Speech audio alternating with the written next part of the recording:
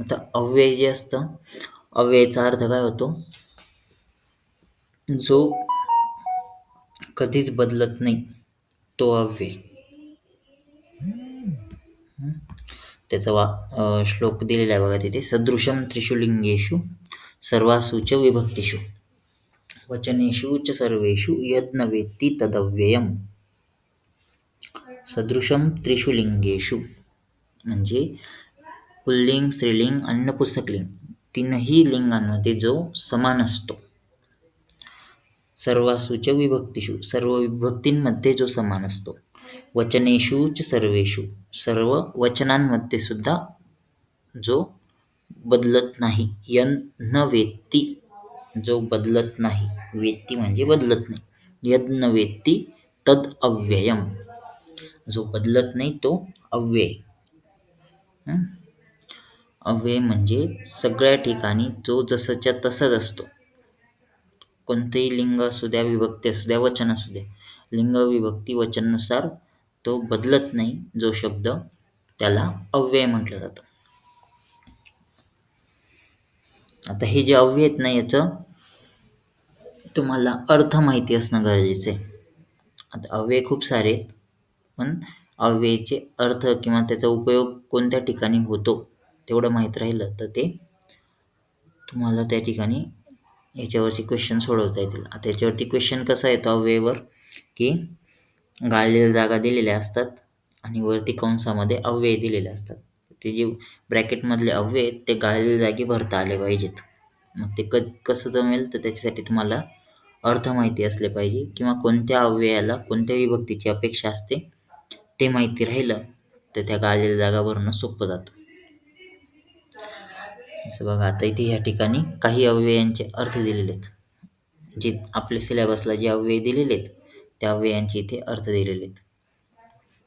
बघा, पहिला अव्यय च. चचा अर्थ होतो आणि, अँड.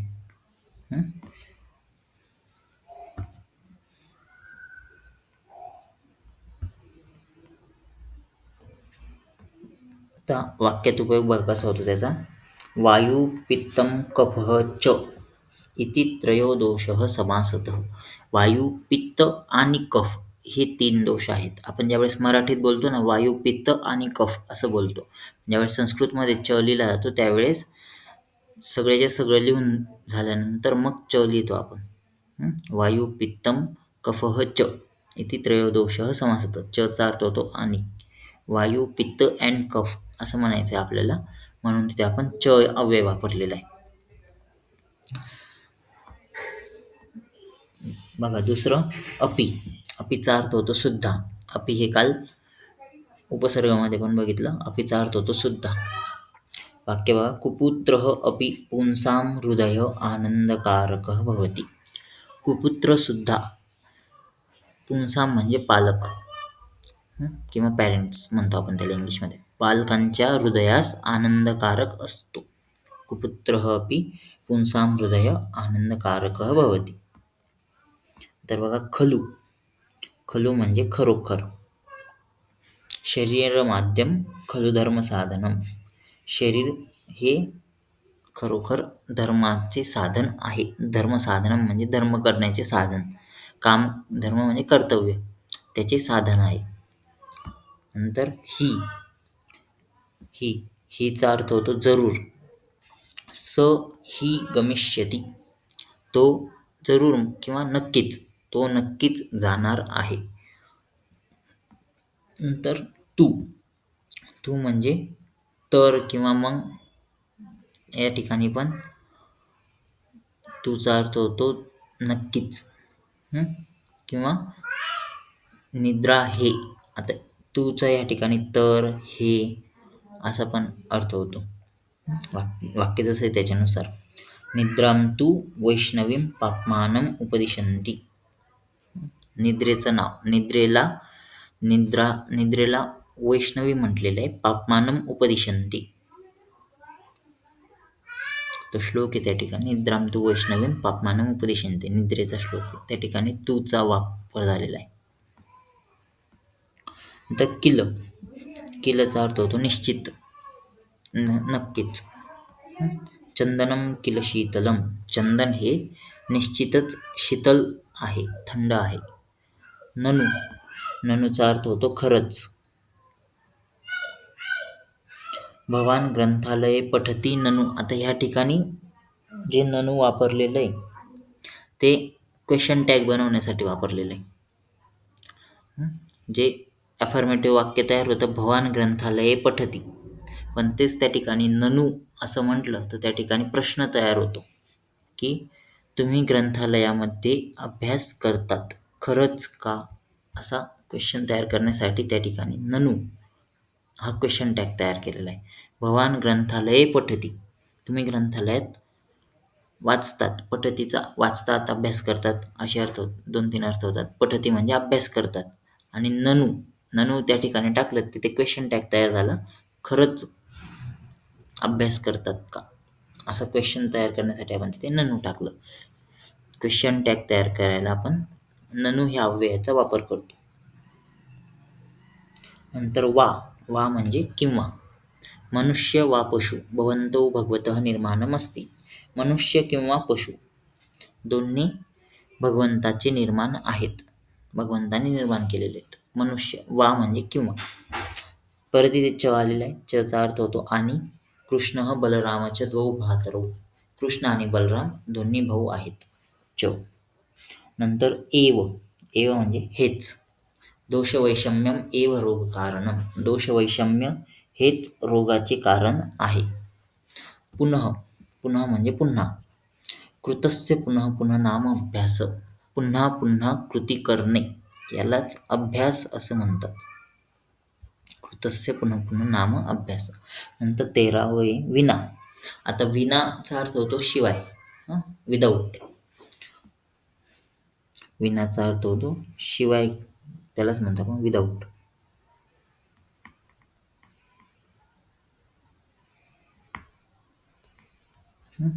आता विना जे अव्यय आहेत ना त्याला विभक्तीची अपेक्षा असते की द्वितीया, तृतीया आणि पंचमी ह्या विभक्ती ज्यावेळेस असतील त्यावेळेस विना अव्यय वापरला जातं.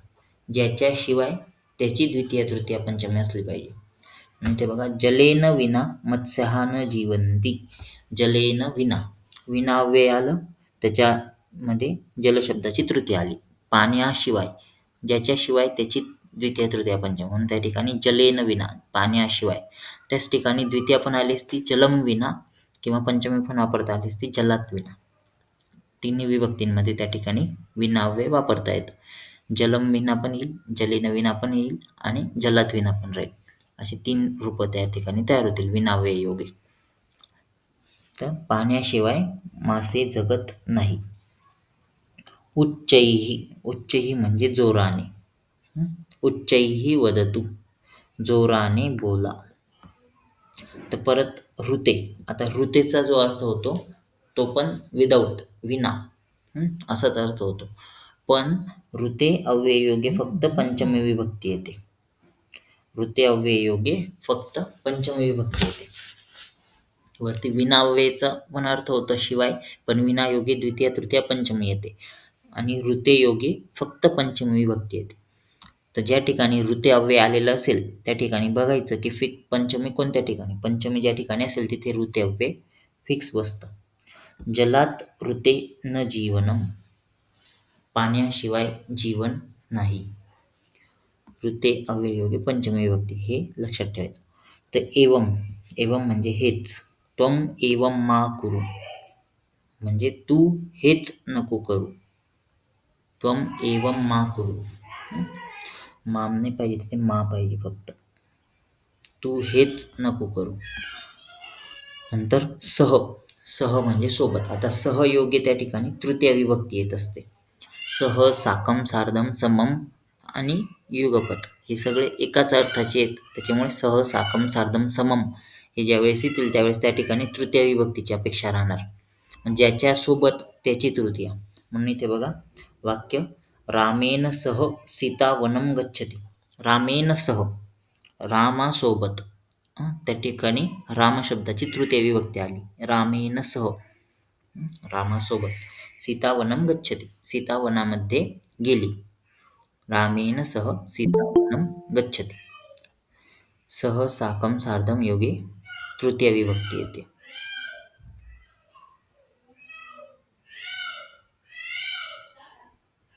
नंतर बघा सार्धम, सार्धमचा पण अर्थ सोबत असाच होतो, म्हणून त्या ठिकाणी पण तृतीय विभक्ती येणार.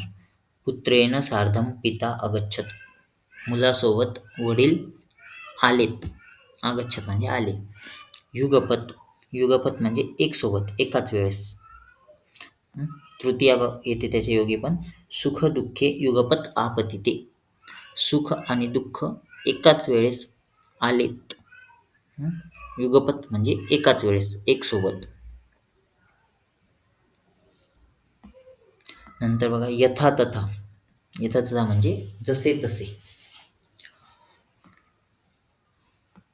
यथा राजा तथा प्रजा, जसा राजा तसा प्रजा. यथा तथा जसे तसे. नंतर बघा यावत तावत. यावत म्हणजे जोपर्यंत, तावत म्हणजे तोपर्यंत. जोपर्यंत तोपर्यंत. यावत जीवेत सुखम जीवेत, यावत जीवेत तावत सुखम जीवेत. जोपर्यंत जगायचं आहे तोपर्यंत सुखाने जगा. आता यावत जीवेत तावत सुखम जीवेत हे नाही का हे वाक्य कोणत्या दर्शनामध्ये येतं? यावत जीवेत तावत सुखम जीवेत.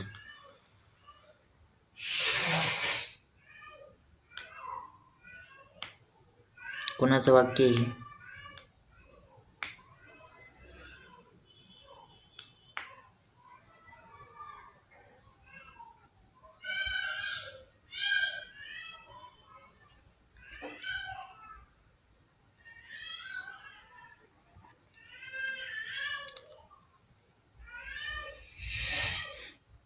कोणत्या दर्शनाचं वाक्य? यावत जीवेत सुखम जीवेत ऋणम कृत्वा घृतं पिबेत. चार्वाक दर्शनाचं वाक्य.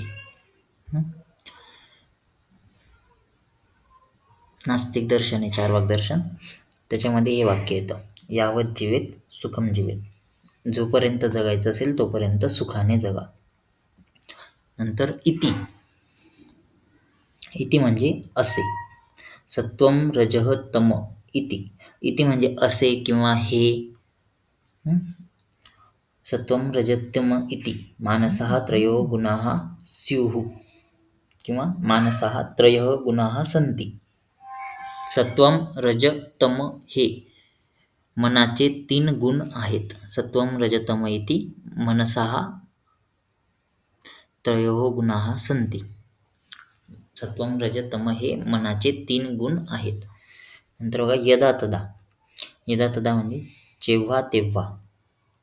यदा दोषाः कुप्यन्ति तदा व्याधिः जायते, जेव्हा दोष कुपित होतात त्यावेळेस व्याधी निर्माण होतो. यदा तदा. यदा दोषाः कुप्यन्ति तदा व्याधिः जायते. नंतर यदि तर्हि, यदि तर्हि म्हणजे जर तर. यदि अत्यंबुपानं करोति तर्हि अन्नं जीर्णं न भवति. जर अत्यंबुपान म्हणजे खूप प्रमाणामध्ये पाणी पिलं तर अन्न जीर्ण होत नाही, म्हणजे अन्न पचत नाही. तर साकम, साकम म्हणजे सोबत. सह साकम सार्धम समम हे सगळे एकाच अर्थाचे. त्या ठिकाणी पण तृतीय विभक्तीची अपेक्षा असते. रामेन साकम वन लक्ष्मण वनम गत्वा, लक्ष्मण रामासोबत लक्ष्मण वनामध्ये गेला. तर न चा अर्थ होतो नाही. न हि ज्ञानेन सदृशम पवित्रम इह विद्यते, ज्ञानाप्रमाणे पवित्र ह्या जगामध्ये काहीच नाही. या ठिकाणी सदृशमुळे ज्ञान शब्दाची तृतीय आली. सदृश हे सुद्धा एक अव्यय आहे, तर त्या ठिकाणी पण त्याच्या योगी तृतीय येते. नंतर कुत्र, हे सगळे आता प्रश्नार्थक अव्यय याच्या पुढे. कुत्र म्हणजे कुठे. भवतः गृहं कुत्र अस्ति, तुमचे घर कुठे आहे. नंतर कति, कति म्हणजे किती.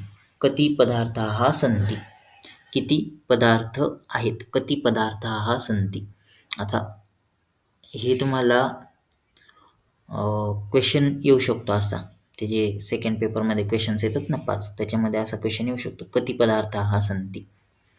काय येईल त्याचं उत्तर? षट पदार्थाः. षट्पदार्थाः सन्ति. नंतर कुतः. कुतः म्हणजे कुठून. कुतः आयातः भवान, तुम्ही कुठून आला आहात. कुतः. नंतर किमर्थम. किमर्थम म्हणजे कशासाठी. किमर्थम कुप्यती भवान, तुम्ही कशासाठी रागवत आहात. किमर्थम कुप्यती भवान. तर कियत. कियत म्हणजे कितीपर्यंत. कियत रूप्यकाणि सन्ति किंवा कियत मूल्यानि सन्ति. कियत रूप्यकाणि म्हणजे किती पैसे आहेत किंवा किती मूल्य आहे. एखाद्या वस्तूचं मूल्य असेल ते विचारायचं असेल तर किती त्याचं मूल्य आहे. कियत मूल्यानि किती कियत मूल्यानि असते असं त्या ठिकाणी क्वेश्चन विचारला जाऊ शकतो. नंतर इह. इह म्हणजे इष्ट, येथे. इह चत्वारि दानानि सन्ति. इह म्हणजे इष्ट. इष्ट असे 4 दान आहेत. इष्ट असे 4 दान आहेत. इष्ट म्हणजे चांगले, कल्याणकारी असा त्याचा अर्थ होतो.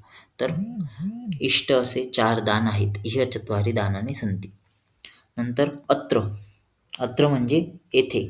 अत्र आगच्छतु भोः. भोः हे त्या ठिकाणी संबोधन आहे. अत्र आगच्छतु म्हणजे इकडे ये. नंतर तत्र. तत्र म्हणजे तेथे. यत्र धूमः तत्र अग्नी.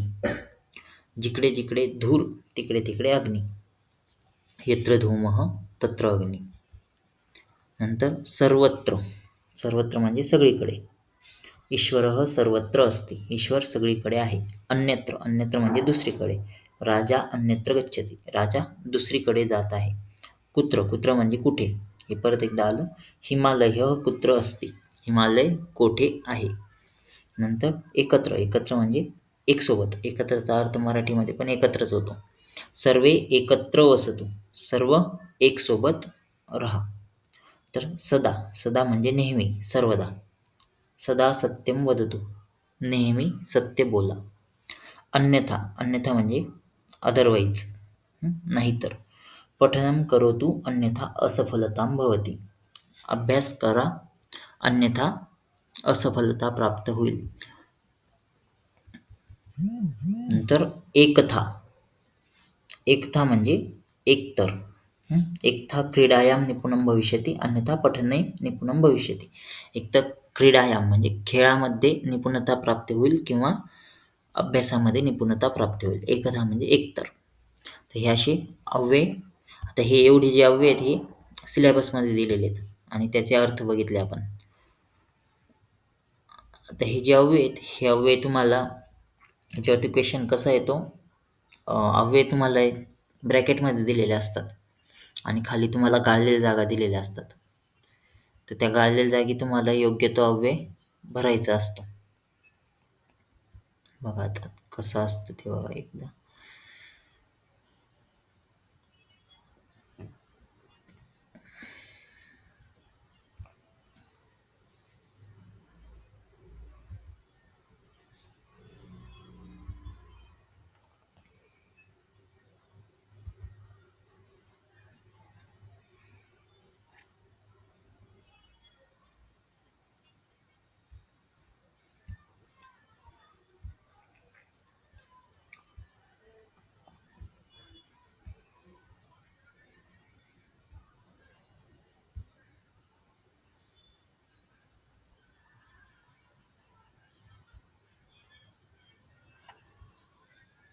दहा समोर 2023चा पेपर आहे.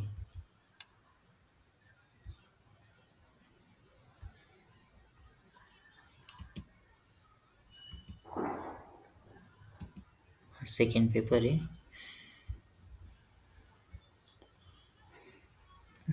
हे मॉडेल क्वेश्चन पेपरमध्ये बघा.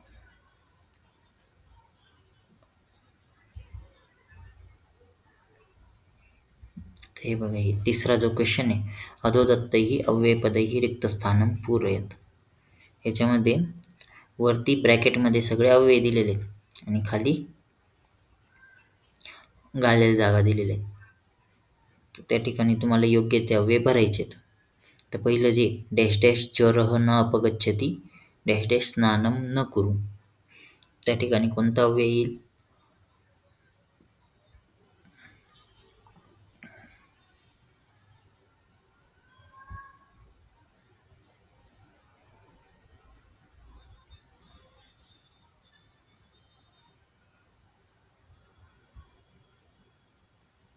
काय येईल इथे? ठीक आहे, याला सोडून द्या. नंतर खालचं बघा. दुसरं, जलेन डॅश डॅश मीनाः न जीवन्ति. कोणता अव्यय येणार तिथे? विना. विना. विना. कशामुळे?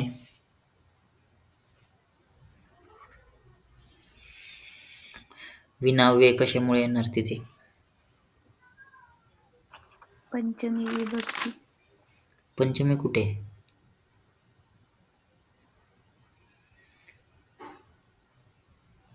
विना अव्यययोगे द्वितीय तृतीय पंचमी येते, पण इथे पंचमी विभक्ती नाही आहे. कोणती विभक्ती आहे तिथे?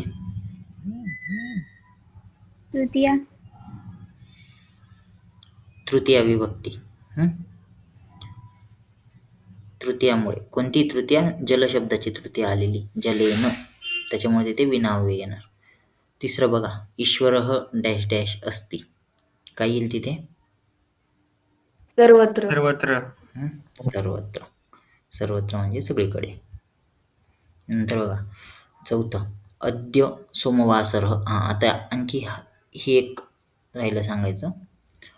आज, उद्या, परवा. याच्यासाठी संस्कृतमध्ये शब्द काय काय आहेत? आजसाठी शब्द आहे अद्य. उद्यासाठी शब्द आहे ह्य. सॉरी, ह्य शब्द उद्यासाठी. आणि परवासाठी शब्द आहे परह्य. तेच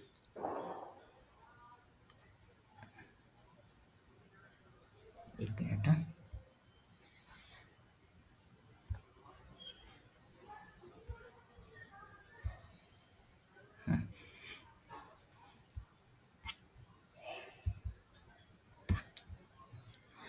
कालगणनेचे शब्द संस्कृतमध्ये कसे आहेत? अद्य, श्व आणि ह्य.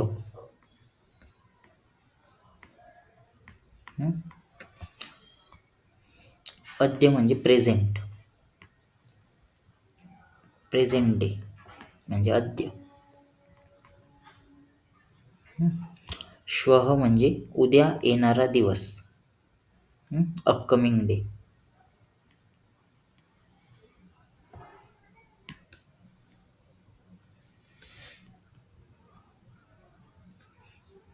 श्वः म्हणजे उद्या येणारा दिवस आणि ह्यः म्हणजे काल झालेला दिवस, जो गेलेला दिवस आहे, पास्ट.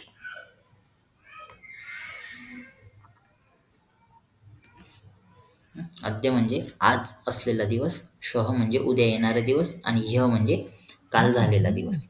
आता यालाच मग परवा म्हणायचं असेल तर परश्वः. तेरवा म्हणायचं असेल तर प्रपरश्व. तेच गेलेल्या दिवसांमध्ये परवा तेरवा असं म्हणायचं असेल तर परह्य प्रपरह्य असं त्या ठिकाणी हे लावले जातात, उपसर्ग लावून त्या ठिकाणी मागचा आणखीन दिवस किंवा पुढचे येणारे आणखीन दिवस दाखवले जातात. पण अद्य म्हणजे आजचा दिवस, श्वः म्हणजे उद्या येणारा दिवस आणि ह्यः म्हणजे काल झालेला दिवस. एवढं लक्षात ठेवा कालगणना.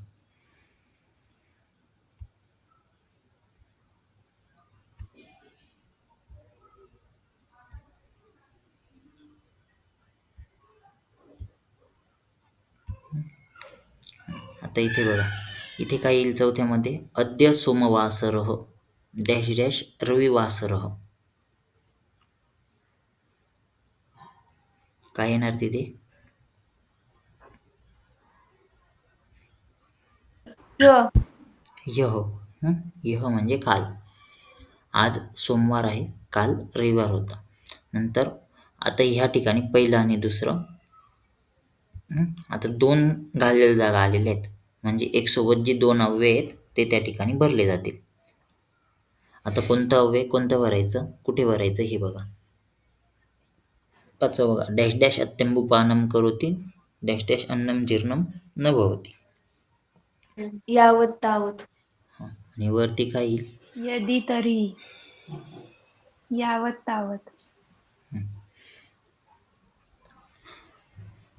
पाचवं सांगा, पाचव्याच्या ठिकाणी काय येणार? यावत तावत येणार का यदी तरी? यदी तरी. यदि तर्हि यदी तरी. यदी तरी येणार. यदि अत्यंबुपानं करोति तर्हि अन्नं जीर्णं न भवति. यदि म्हणजे जर, तर यदि तरी. आणि पहिलं काय येणार? डॅश डॅश ज्वरः न अपगच्छति डॅश डॅश स्नानं न कुरु. यावत तावत. यावत ज्वरः न अपगच्छति तावत स्नानं न कुरु. जोपर्यंत ज्वर म्हणजे ताप जात नाही तोपर्यंत स्नान करू नये.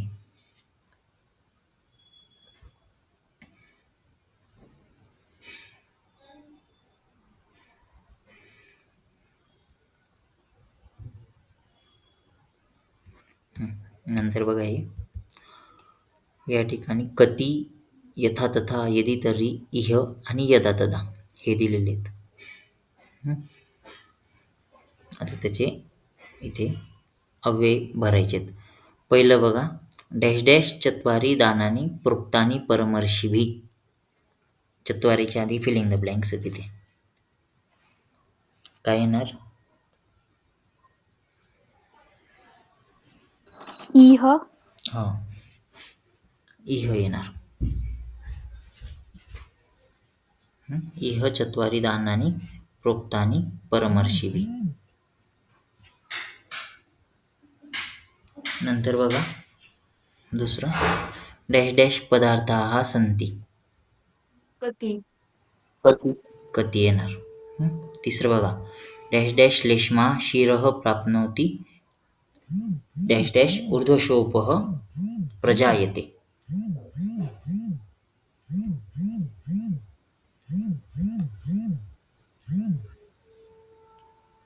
हॅलो, हा मॅम. पेमेंट घ्यायला यायची का देऊ रितेश जवळ देऊ का? मी येऊन जातो मॅम केव्हा यायची तू? संध्याकाळी. दीपक सोबत येऊन जातो. दीपक सोबत येतो मी. यदा तदा. हो हो.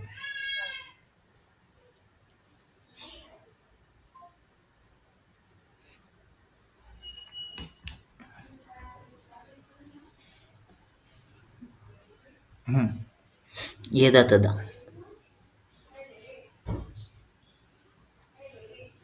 पुढे चौथं बघा, डॅश डॅश बुभुक्षा अस्ति डॅश डॅश भोजनं करोतु.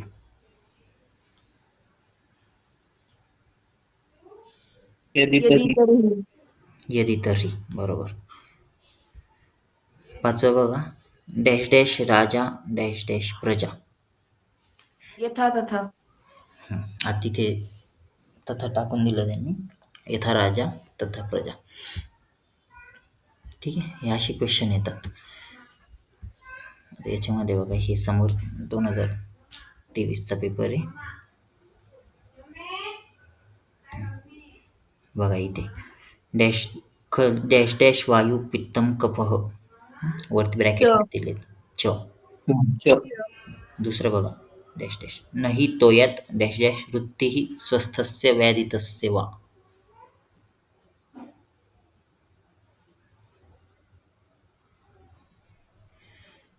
तोयात कोणती विभक्ती आहे?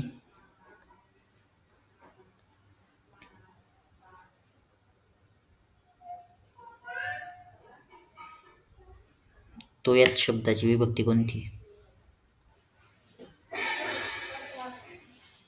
पंचमी. पंचमी. पंचमी विभक्ती ओळखायला आहे ना एक सोपं, ज्या शब्दाच्या शेवटी त आणि त्याचा पाय तुटलेला असेल तर ती मोस्टली पंचमी विभक्ती राहते. कफात, तोयात, देवात. अकारांत जर का असतील तर त्या ठिकाणी मोस्टली त आणि पाय तुटलेला असेल तर ती पंचमी विभक्ती असते. तिथे कोणता अव्यय येईल पंचमी विभक्ती? तर विना. विना अव्यय येणार. द्वितीय तृतीय पंचमी विनायोगे द्वितीय तृतीय पंचमी असते. नाही तो यात विना. तिसरं बघा, डॅश डॅश भूमिः डॅश डॅश तोयम.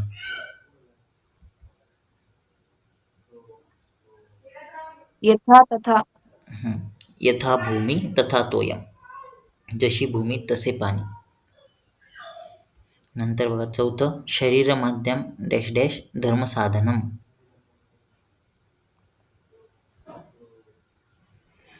काय येणार?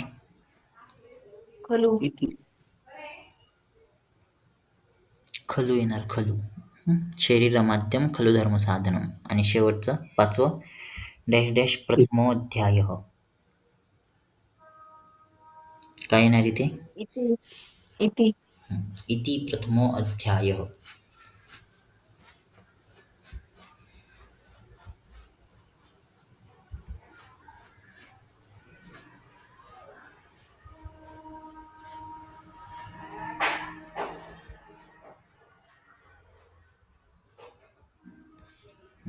आता इथे आहे ना कंस आहे बरं, पहिल्या ठिकाणी इथे कंस आहे आणि बाकी मग खाली ते भरायचे. दोष वैषम्यम डॅश डॅश रोग कारणम. काय येणार?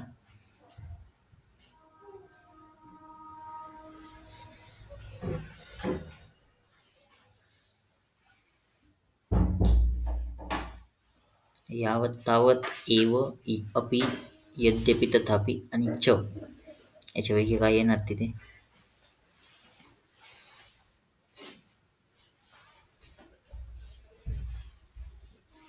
दोष वैषम्यम डॅश डॅश रोग कारणम. एवं. एव येणार. दोष वैषम्य हेच रोगाचे कारण आहे. तिसरं बघा, डॅश डॅश आतपः अस्ति डॅश डॅश धर्मः नास्ति.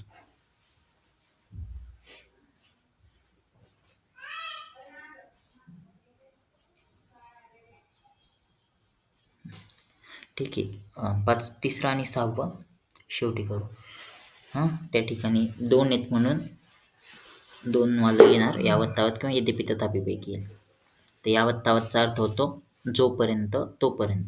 यद्यपि तथापिचा अर्थ होतो जरी तरी, जर तर.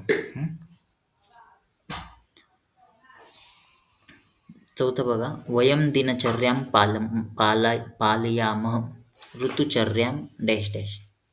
काय येणार तिथे? अपि. आम्ही दिनचर्येचं पालन करतो, ऋतुचर्येचं सुद्धा. पाचवं बघा, वायू पित्तम कफः डॅश डॅश इति त्रय दोषाः भवन्ति. च.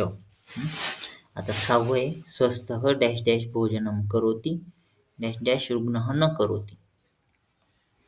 यावत तावत. यावत तावत. स्वस्थ यावत भोजनं करोति तावत रुग्णः न करोति. स्वस्थ ज्याप्रमाणे भोजन करतो त्याप्रमाणे रुग्ण नाही करत. तिसरं बघा, तिसरं काय येईल मग आता तिथे? डॅश डॅश आतपः अस्ति डॅश डॅश धर्म नास्ति. यद्यपि तथापि. यद्यपि तथापि येणार. यद्यपि आतपः अस्ति तथापि धर्मः नास्ति.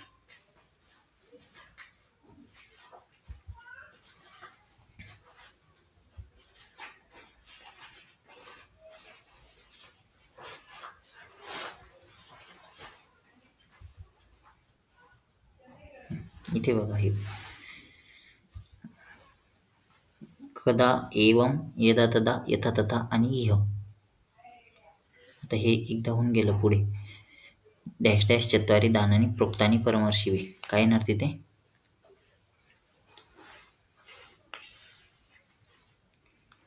इह. इह.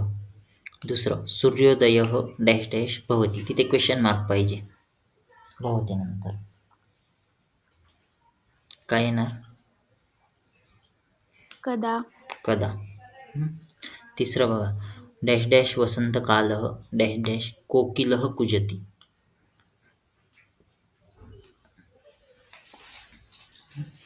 तिथे यदा तदा किंवा यथा तथा याप्रमाणे येणार. आणि चौथं पण, डॅश डॅश श्रेष्ठः आचरति डॅश डॅश जनाः अपि आचरन्ति. तिथे पण त्या दोघांपैकी काहीतरी येणार. आता कुठे यदा तदा येणार आणि कुठे यथा तथा येणार? यदा तदा म्हणजे जेव्हा तेव्हा आणि यथा तथा म्हणजे जसे तसे. किंवा ज्याप्रमाणे त्याप्रमाणे. जसे तसे. कुठे?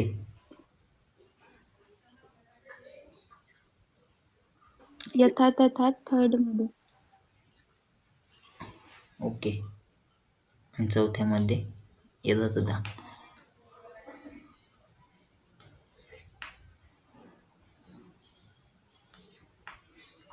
एक वाक्य बघितलं तर बघा, यथा राजा तथा प्रजा. जसा राजा तशी प्रजा. आता इथे श्रेष्ठ आचरती जनाः अपि आचरन्ति. श्रेष्ठ आचरण करतात आणि लोक सुद्धा आचरण करतात. आता ह्या ठिकाणी यथा तथा येणार का यदा तदा येणार? यथा तथा. यथा तथा. जसं श्रेष्ठ म्हणजे मोठे लोक आचरण करतात त्याप्रमाणे सर्व जनाः म्हणजे त्यांचे फॉलोअर्स ते सुद्धा आचरण करतात. जनाः म्हणजे प्रजा, तसा त्याचा अर्थ होतो. श्रेष्ठ म्हणजे नावाजलेले लोक किंवा महान लोक असा अर्थ होतो त्याचा. आणि तिसऱ्यामध्ये काय येणार मग? डॅश डॅश वसंत काल. यदा तदा. यदा तदा.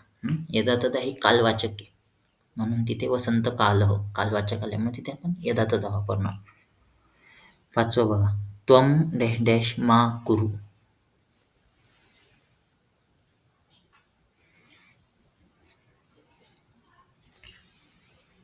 काय येणार तिथे? एवम. त्वम एवम मा कुरु. तू हेच करू नकोस.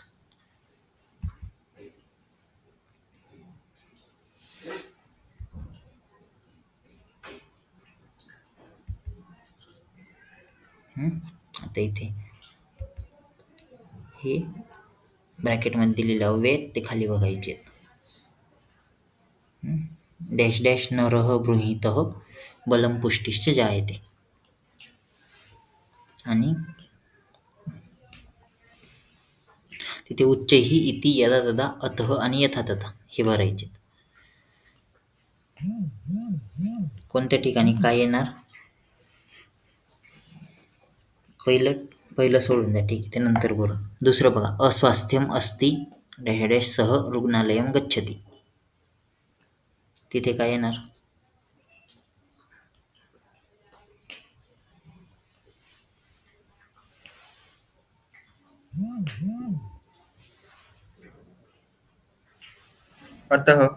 अतः येणार. अतः म्हणजे म्हणून. अस्वास्थ्यम म्हणजे चांगले वाटत नाही म्हणून तो रुग्णालयामध्ये गेला. तिसरं बघा, उत्तिष्ठत जाग्रत डॅश डॅश स्वामी विवेकानंद उक्तवान. काय येणार तिथे?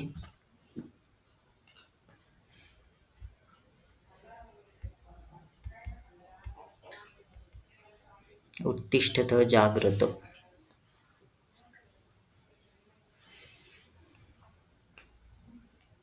कोणता अव्यय येईल तिथे?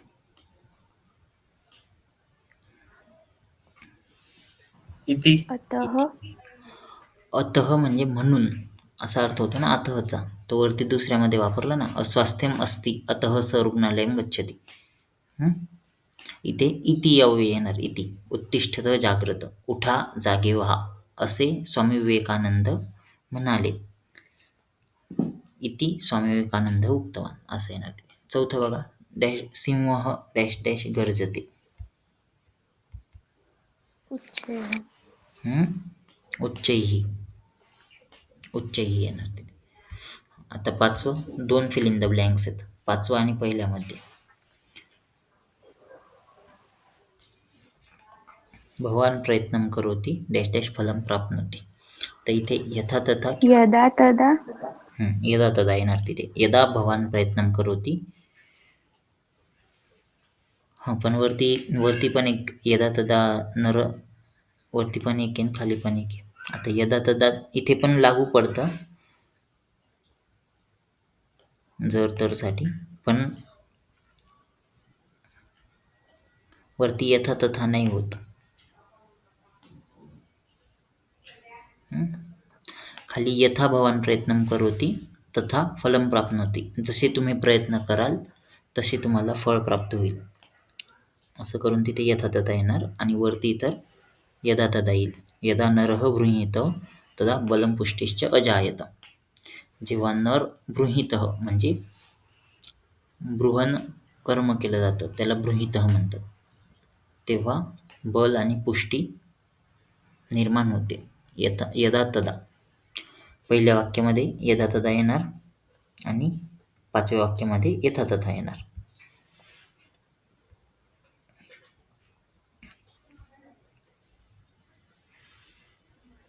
ठीक आहे.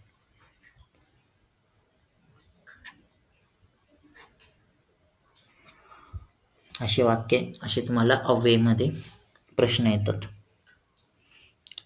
फिल इन द ब्लँक्स भरायचे असतात आणि ब्रॅकेटमध्ये तर अव्यय दिलेले असतात. आता अव्ययाचे अर्थ जर माहिती असतील तर त्या फिल इन द ब्लँक्स लवकर भरता येतात.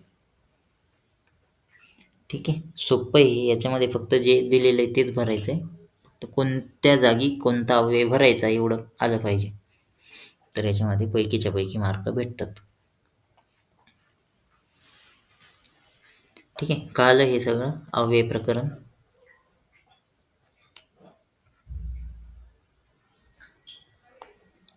अव्यय कळाले सगळ्यांना?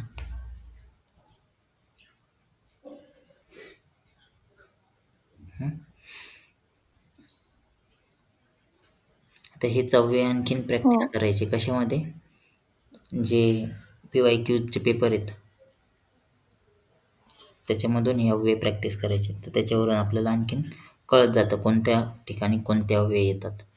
आणि मोस्टली जे वाक्य घेतलेले असतात ना ते पुस्तकामधले किंवा मग एखादं श्लोकामधले याच्यातून उचललेले असतात, म्हणून ते अव्यय आपल्याला कळतात की कोणत्या ठिकाणी कोणतं अव्यय येणार आहे ते.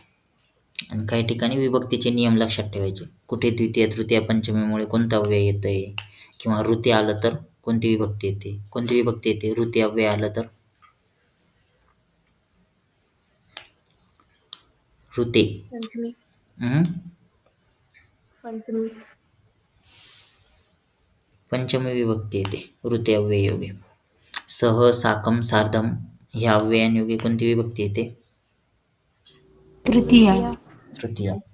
आणि विना अव्यय योगे कोणती विभक्ती येते? द्वितीय, तृतीय, पंचमी. द्वितीय, तृतीय आणि पंचमी. ठीक आहे, तर हे विभक्ती लक्षात ठेवायच्या, अव्ययांचे अर्थ लक्षात ठेवायचे, तर ते आपल्याला अव्यय गाळलेल्या जागी योग्य प्रकारे भरता येतात. ठीक आहे, याच्यात काही डाऊट कोणाला? कळलं सगळ्यांना अव्यय प्रकरण?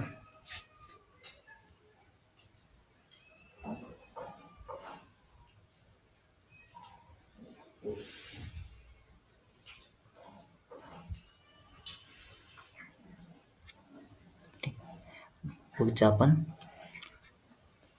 इथे आपले जे MCQ टॉपिक आहेत ते कंप्लीट झालं, उपसर्ग झालं आणि अव्यय झालं. पुढचा जो टॉपिक आहे तो आपण पुढच्या लेक्चरमध्ये घेऊ.